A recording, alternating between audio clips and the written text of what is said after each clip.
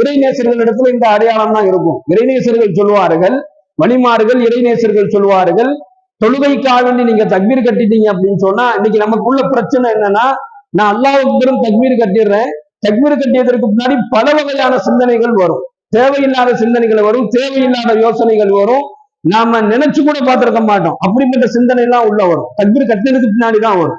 ஏதோ ஒண்ணு 10 மாசத்துக்கு முன்னாடி நடந்தது, 6 மாசத்துக்கு முன்னாடி நடந்தது, இதெல்லாம் ஞாபகத்துல வந்து நின்று என்ன செய்யும், அந்த தொழுகையில நமக்கு ஒரு டிஸ்டர்ப் ஆகும். தொழுகையில நமக்கு தேவையில்லாத சிந்தனைகளை இது சைத்தான் ஏற்படுத்துவான். இறைநேசர்கள் சொல்லுவார்கள், நீங்க தொழுகைக்காக நீங்க தக்பீர் கட்டிட்டீங்கன்னா அல்லாஹ் உங்களை பார்த்துக்கிட்டே இருக்கான்னு நீங்க நினைச்சுக்கீங்க, இல்லைன்னா நீங்க அல்லாஹ்வை பார்ப்பதை போன்று தொழுவுங்கள்.